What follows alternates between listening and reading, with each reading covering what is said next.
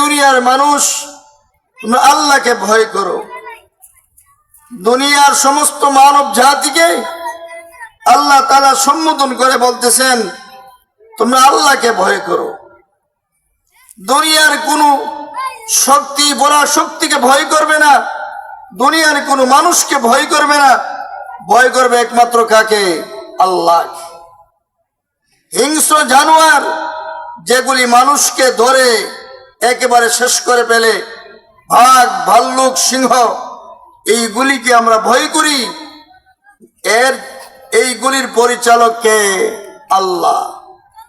যে ব্যক্তি আল্লাহকে ভয় করবে, দুনিয়ার সব কিছু ওই বান্দাকে ভয় করবে।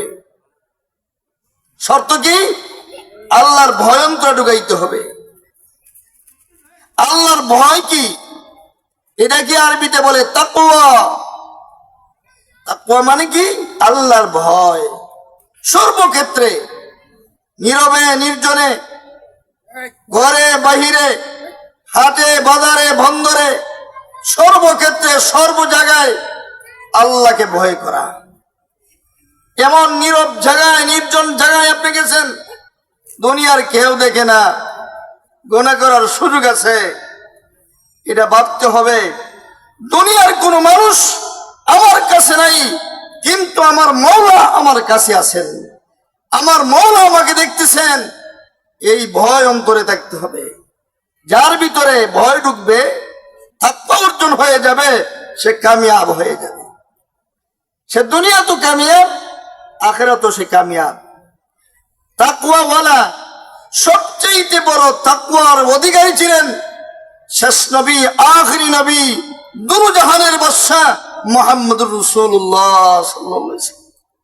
নবীজি নিজে বলেন, আমি সবচেয়ে বড় তাকওয়াওয়ালা, আনা আতকাকুম, আমি সবচেয়ে বড় তাকওয়াওয়ালা। নবী সবচেয়ে বড় তাকওয়ার অধিকারী। এরপরে কে? সাহাবায়ে কেরাম। এরপরে কারা? তাবিঈন। এইভাবে তাকওয়া ধারাবাহিক কমতেছে আস্তে আস্তে। তাকওয়াওয়ালা যিনি হবেন, উনি রাত্রে ঘুমাইবে না, আল্লাহর ধ্যানে খেয়ালে থাকবে, মানুষের চিন্তা করবে, মানুষ কিভাবে নাজাত পায়, মানুষ কিভাবে মুক্তি পায়, মানুষ কিভাবে জাহান্নামের আগুন থেকে বাঁচতে পারে, এই চিন্তা সর্বক্ষণ সে করতে থাকবে। এই জন্য উসমান হারুনি রহমতুল্লাহ আলাইহি, উনি রাত্রে ঘুমাইলেও চিন্তা করতেন, মানুষকে দাওয়াত দিতেন। তাকওয়াওয়ালা আল্লাহর বান্দা এক জনবসতির কাছে গেছেন, জনবসতি, এরা আগুনের পূজা করে, আগুনের পূজা করে ওদেরকে উনি দাওয়াত দিলেন। আগুন, প্রজ্বলিত আগুন ধাউ ধাউ করে জ্বলতেছে, ওই আগুনের পূজা করতেছে। এখন বর্তমানে আমেরিকার সবচেয়ে উন্নত শহরে আগুন লাগছে, লাগছে কিনা? এই বর্তমান এই সময়ে এরা কি করতেছে?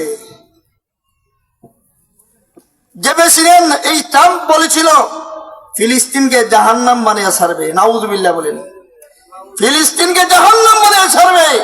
আল্লাহ তাআলার পক্ষ থেকে পরিষ্কার আল্লাহর কুদরত দেখাই দিলেন, এর ট্রাম্প তোর ক্ষমতা বেশি নয়, আমি আল্লাহর ক্ষমতা বেশি।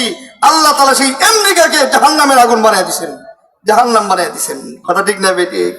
আগুনের মালিক কে? আল্লাহ। উসমান হারুনি রহমতুল্লাহ আলাইহি আগুন অগ্নি পূজকদেরকে যা বলতেছেন, এরে অগ্নি পূজকরা, কেন তোমরা আগুনের পূজা করো? আগুনের পূজা করা কি হবে, করলে কি হবে?